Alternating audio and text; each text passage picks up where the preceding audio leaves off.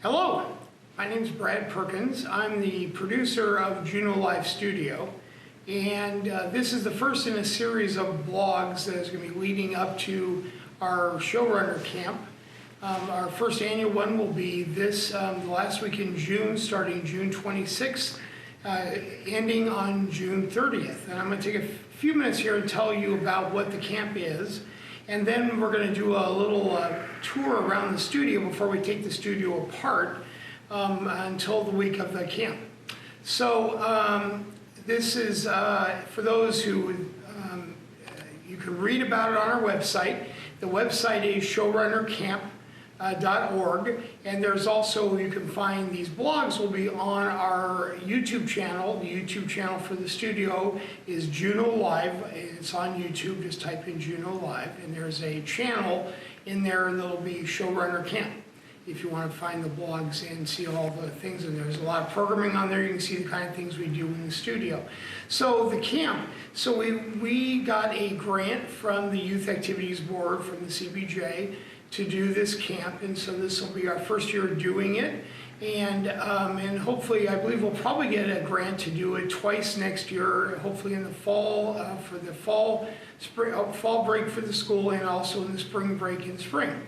And so the camp is a 1-week camp, and it'll be Monday through Friday. The camp will run 9 to 4 each day, and the idea of the camp is, and the camp will be around 20 to 25 campers. And the idea is, and the camp is for middle school to high school. And the purpose of the camp is to learn TV video production. And we're teaching a very specific skill set, is to learn how to run a TV studio, and it's a TV studio that will be a studio that will be hired out to do, for this specific purpose, how to do a music variety show. And so during the week we'll teach the skill sets in order to do that show. And the participants in the camp will get training in all the areas necessary to do that kind of show. And we'll have experts coming in during the week to teach all those skills. And we have TV professionals that have done all those things, and we'll culminate the week by doing an Alaska Music One concert. We've done a lot of these, this particular episodes of this show, and you can go on Juneau Live on the YouTube channel and view the various concerts. It's our most popular series. It has probably over 10,000 views of our various concerts in this series. Generally these concerts are, I would say, more rock music, but they also do folk music, and they do some classical music and other things. And it's just basically a musical variety show. We usually have more than one act, sometimes 4 or 5 acts. Sometimes, though, they are just a single act concert. The concert and the bands come in, and then they perform. There's usually a host. Riley Woodford is usually the host of the concert. And then the studio can handle up to 3 stages where we can run the bands in and out of the studio. So during the week, we'll teach all the skill sets necessary to run this. And the participants will learn will by the end of the week form a production company.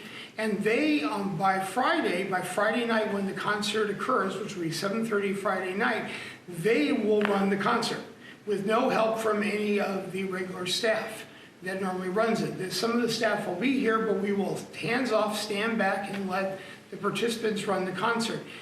At the end of the concert, the participants will be in the credit roll. It'll be your concert, and it'll persist on YouTube, meaning that you'll have under your belt having run a concert.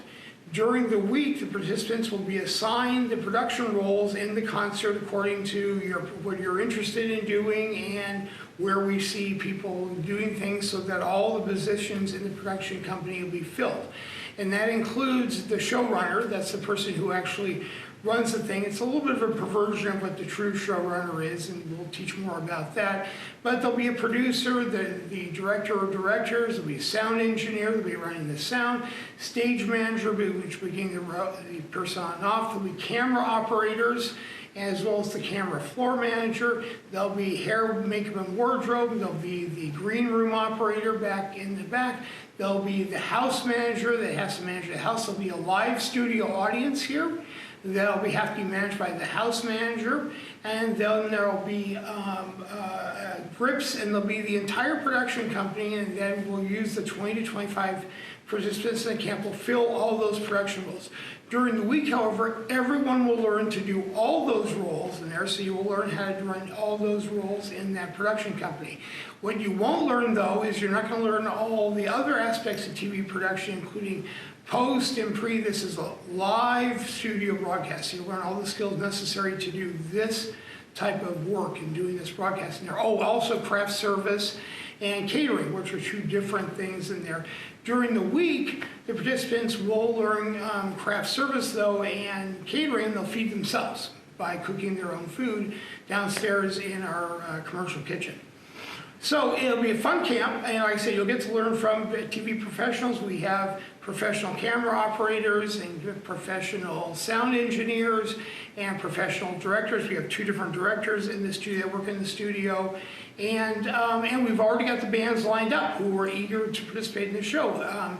That'll be in here, including bands that have all been in the studio for doing other concerts, for various concerts and things like that, including some big name concerts, including high cost of living, and the bell choir for the church, one of LZ's bands, motorcycle band, and I think the Jam will provide a band, and other groups are interested in performing too. So it's going to have 4 or 5 acts in the show, as well as a live studio audience, and we'll be in here. And so it'll be quite an experience to be able to run a show like this. Probably about a 2-hour show you'll be running. It'll be a live broadcast, so it'll be going out live through the studio. There'll probably be at least 50, 60 people in the studio audience in here, and I think it'll be a really great experience. So we're going to do a tour of the studio now, because the studio was just used 2 days ago for a big concert in here, and so it's all set up now. We don't leave it set up all the time now, because this is also the church space for the church. And so I want to give you an idea of what it looks like when it's set up for a concert.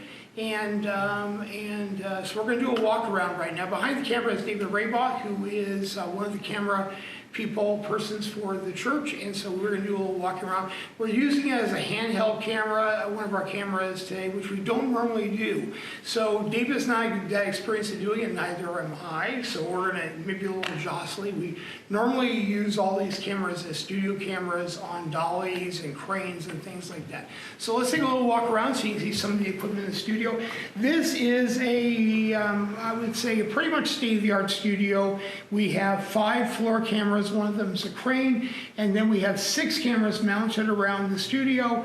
We broadcast in HD, and we have 26 studio microphones in here. We'll walk up and see the booth.